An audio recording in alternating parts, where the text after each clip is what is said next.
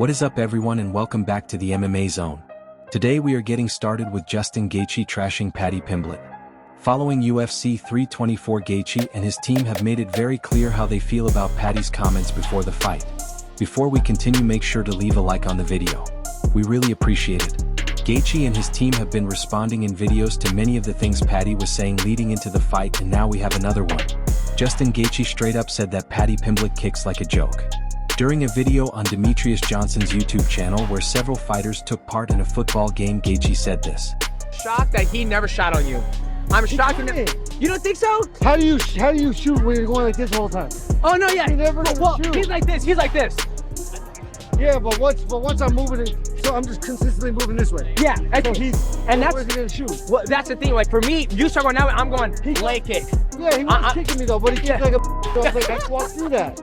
Once I figured I could walk through it, then it was mine. Yeah. And you're because every time I move here, he doesn't move it through us. See, and that's right there. Yeah, see, for me, I'll be like this. I would. No, everything you did was great. Right, you do this, you do the overhand, you do that. But I'm shocked that he didn't go like and shoot on you. Like, well, no, because I was pushing back the whole time. Every time I was moving here. Yeah. And he doesn't have a shot like that. Gotcha. He only has this one. Yeah. Some UFC and fight updates. We will kick things off with Mark Smith following his incident at UFC 324. For those who do not remember, Smith was carried backstage and fans were confused. It was later revealed that he tore his Achilles. We now have a new update. Smith told MMA Junkie that he has undergone surgery and shared the following. I am happy to share that my surgery was successful and completed without complications. I am currently in the recovery phase and resting comfortably under the care of the hospital staff. The hard part is over and the healing process now begins. I appreciate all the love, prayers, and support. I will provide updates on my recovery milestones as they happen. We wish Mark Smith a speedy recovery.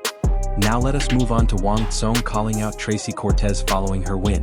Wang Tsong competed on Saturday against Eduardo Mora and picked up a unanimous decision victory. After the fight, the Chinese contender posted a video on Instagram where she challenged Tracy Cortez to a fight.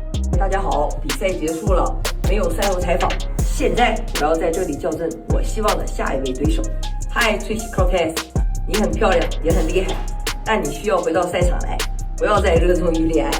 与冠军恋爱，不如自己成为冠军。所以出来工作吧，宝贝。Come on, baby. Muin Gafurov releases a statement following his loss this weekend. It was not a good showing for him as he came in 5 pounds overweight and also tapped out with 1 second left in Saturday's bout. Gafurov later released a statement on Instagram which was translated. Sorry for troubling all of you. God willing, we will fix all these mistakes. Thank God for everything. God's plan is always better. Speaking of Saturday's event, Vinicius Oliveira revealed that he suffered 3 injuries heading into his UFC fight. It was a memorable win for Mario Bautista as he returned to the win column. Oliveira came into the fight with a broken arm. We already covered Bautista's response, but Oliveira has now released a statement on Instagram explaining that he had 3 injuries during camp. He said that things went wrong again and that he has lost count of how many times he has lost in his life, but every time he gets back up and moves on. He said he was sad for his team and the fans who supported him but did not want to tell a sad story. He added that he dropped below 84 kilos again and that he had a rotator cuff injury, a meniscus injury, and a fracture in his arm. He finished by saying he is still the best and that the terror has a name. Oliveira and his camp also shared video footage showing parts of his training camp while dealing with the broken arm. Now let's move on to a new fight announcement. AG Fight is reporting that lightweights Balaji Oki and Manuel Souza are set to face off on March 14th on a fight night card in Las Vegas. Souza will be making his official UFC debut after scoring a stoppage win over Christian Perez on the Contender Series last summer. He is 4-1 in his last 5 fights. Oki is looking to get back on track after being stopped by Mason Jones last September.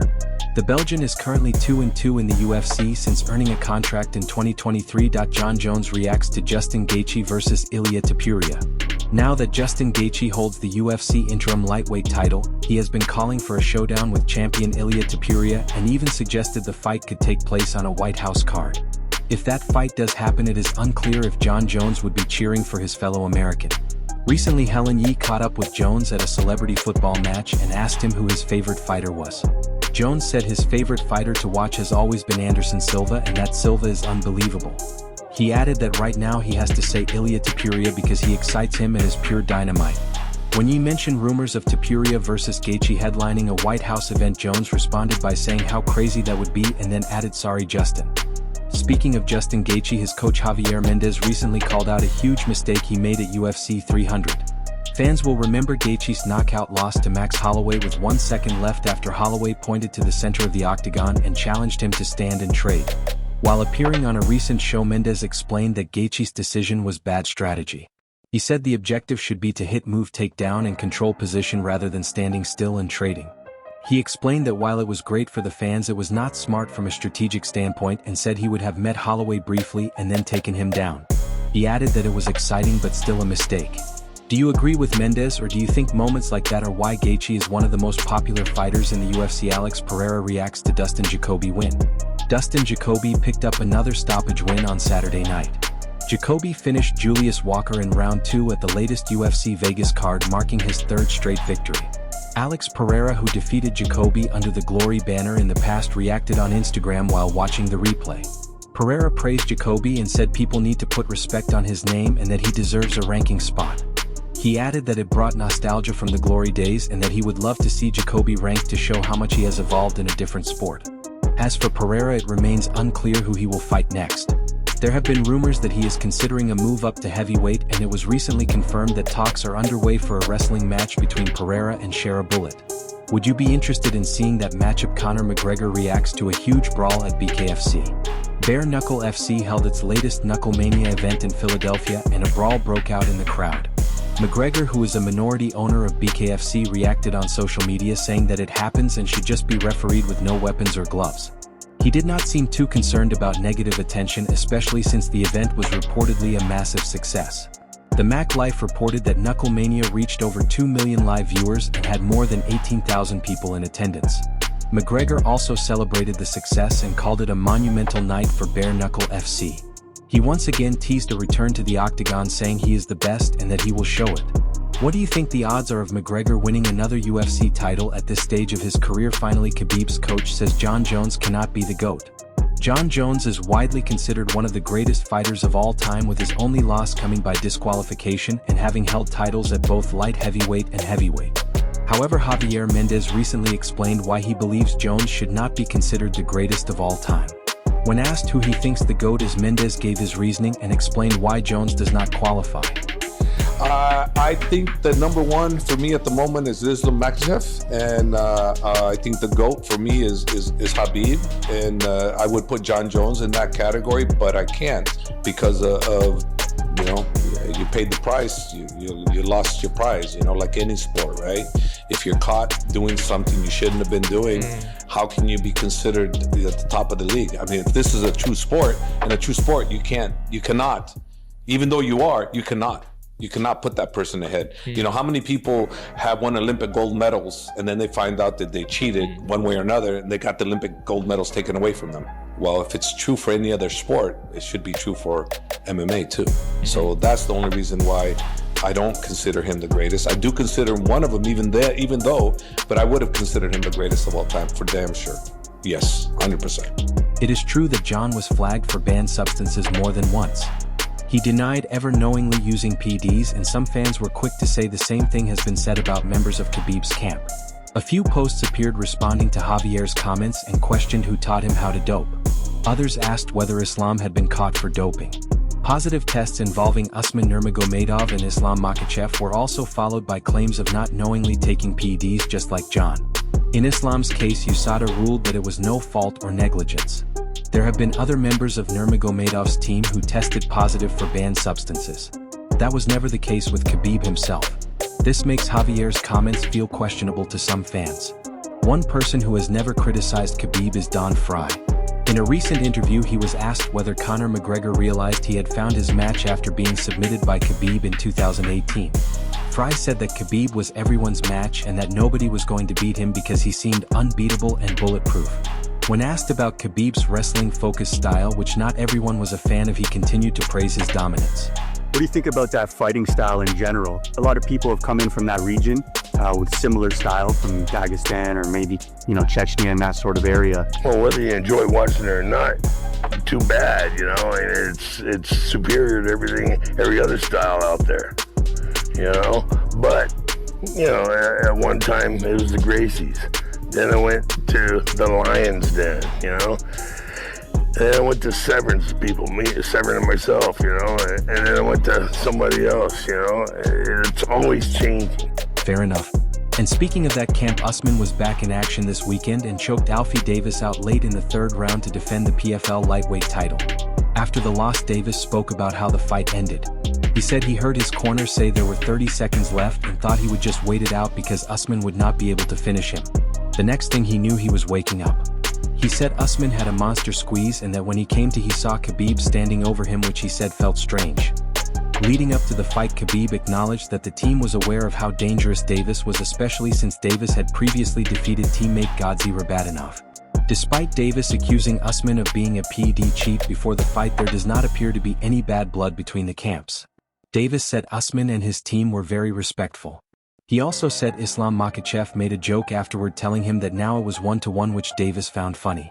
This reaction is somewhat surprising considering Team Khabib has not been shy in the past about confronting fighters who have insulted them. Now let's move on to Kyoji Horiguchi reacting to a huge win. Horiguchi already owns championship belts from Rizin and Bellator, but after his latest win on Saturday, the Japanese star made it clear that he is coming for UFC gold. Horiguchi faced fellow flyweight contender Amir Albazi at the latest card in Vegas and earned a decision victory. It marked his second win in the UFC since returning to the promotion last year. Immediately after the fight, Horiguchi was asked what he wanted next, and he said he does not care and wants a belt. He said if the champion is Pantoja, then yes, and if it is the other guy, then yes as well. The current title holder is Joshua Van, but that win came due to a freak injury suffered by Pantoja. Because of that, Horiguchi understands that Pantoja is still ahead of him.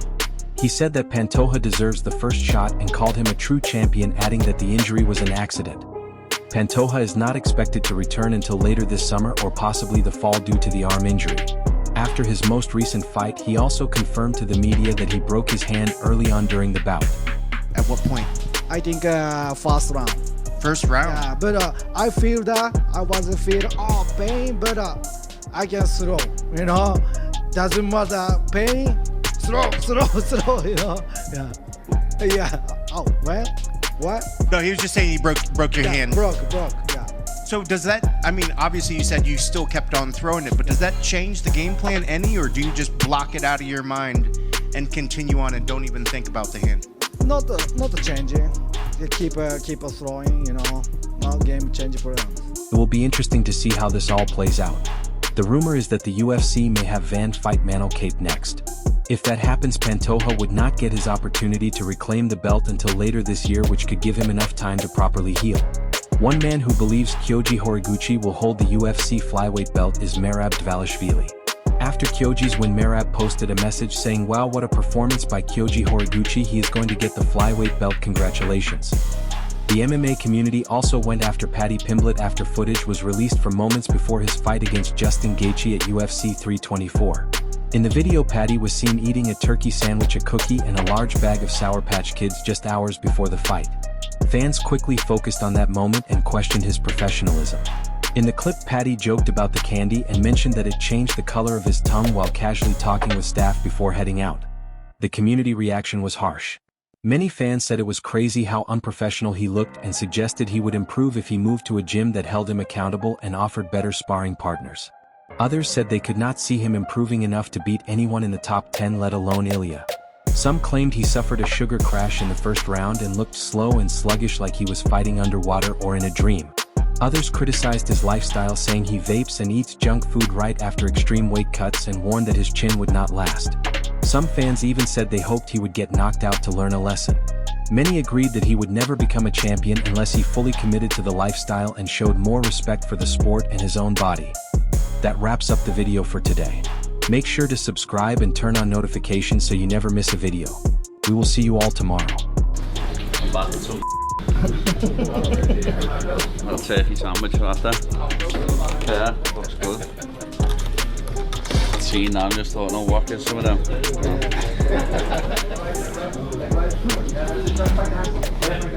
Because I had that many Jolly Ranchers. Change the colour of my tongue and everything. You're fine. If you hear me speak, don't stop. Okay? You don't have to worry about looking at me. Your job's to keep going till I put my hand on you. Yeah. If I'm speaking, just an instruction. Perfect. All good, man. Yeah. All right, best of luck. You know that. Thank you very much, man. Good luck, guys. Thank you. The Sour Patch Kids with pops. Lovely little bit of carbs, a bit of energy. Just shooting that vlog. What lad was about 6 vlogs. It just wouldn't.